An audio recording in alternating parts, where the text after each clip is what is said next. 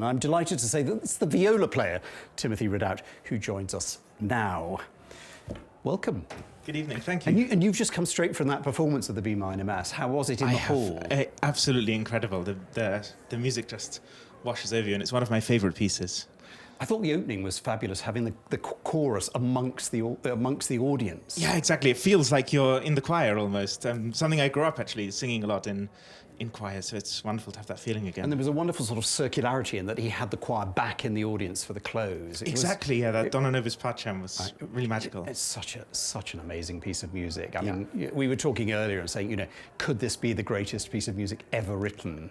Absolutely, I think it's a very, very strong contender for that spot. Well, I bumped into you the other day with your sweet little girl, Scarlett, and you seem to be having a whale of a time. Have you had a good Verbier so far? I'm having the best possible Verbier. Musically and personally, I couldn't wish for any more. Up until today, when the weather turned really... Well, it yes. was a spectacularly bad day There is today. the weather. We're used to that.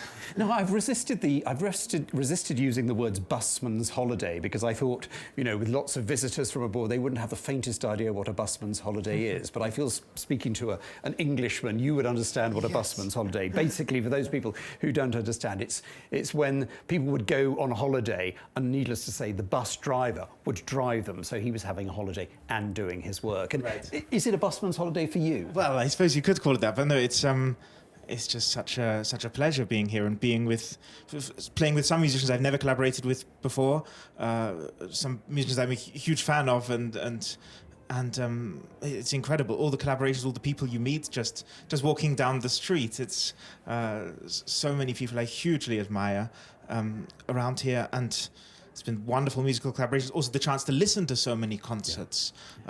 Almost every day, I've been listening to concerts and playing concerts and enjoing the Swiss mountains. What has stood out for you so far? I mean, right now the B minor Mass is just it's still ringing in your head. Totally there.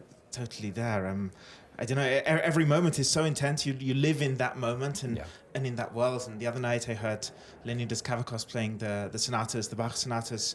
And I heard the Mozart Divertimento played the other night. I heard the Sibelius Fifth Symphony. There's been so much incredible music and incredible music making. Well, I have to say, for me, one of the highlights was your piano quintets concert. What I thought was fascinating is Mao Fujita was playing the piano in both quintets, but they were both so different. Yeah. Just the sort of texture and the sound and the style, and actually appropriately so. The delicacy of the Saint-Saëns, although it certainly had power, and then the real muscularity of the Schumann. Yeah, Mao is absolutely incredible. He has this completely magical touch, and it was just sparkling the whole time in the Saint-Saëns. And then actually, I also went in to listen to the Schumann, and there's this power, and so it's one of my favourite pieces as well. Actually, the Schumann Piano Quintet. Incredible. So I get the feeling that chamber music is something you really cherish and jump at every opportunity to do it. Absolutely, yeah. It's very, very close to my heart. Yeah. I was looking at your schedule for the sort of remainder of the year, and I see actually you're pairing up with quite a lot of the people you've played here over the coming months in various sort of groupings in various places. That's also true. Yeah. Exactly. There's some collaborations coming with Janine later in the year, and many of the other musicians from here. And it's wonderful also just being surrounded by so many friends, people I've collaborated with over the years and also met here and at other festivals. It's a great feeling.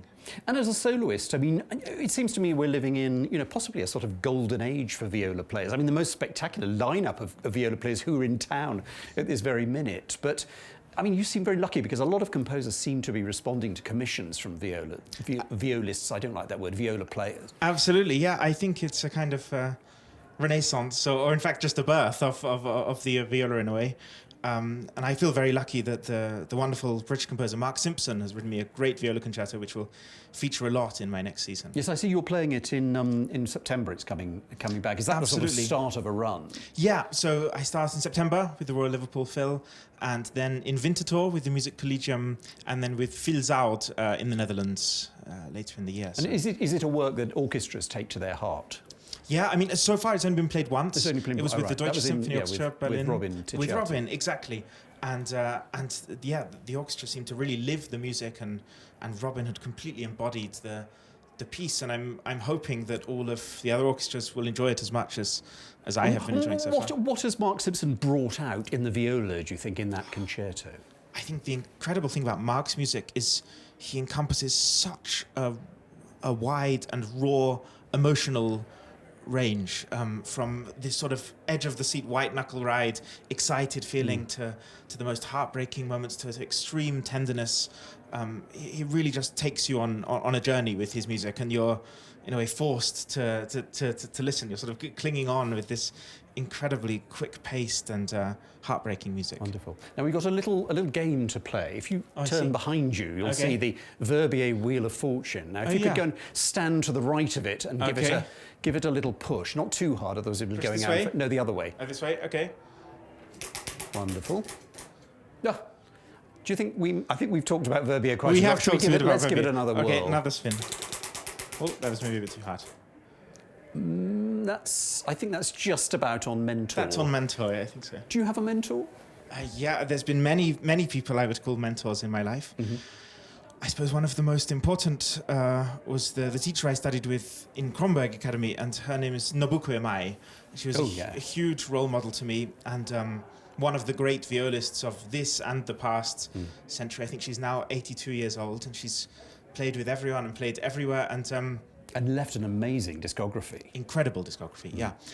I had the most incredible time studying with her for 3 years, and she's someone I remain close to and remain in close contact with.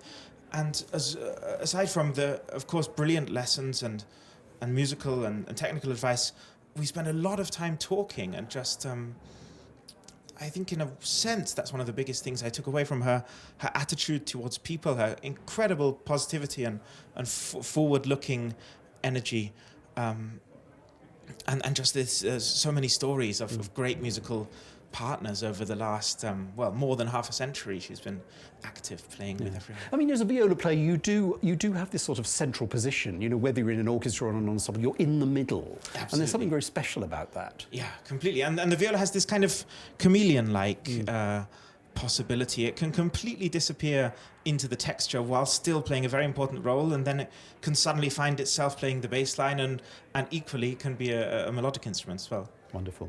Well, you'll be doing that, I think probably, is it tomorrow? Yes, when you're doing the Schönberg Verklärte Nacht with another spectacular lineup. I'm very excited for the Schönberg tomorrow, yeah. Wonderful. And in fact, the viola part in the Schönberg is exactly an example of that, how the viola weaves between these different roles constantly. Wonderful. Well, thank you so much for joining us. It's been a pleasure, thank you.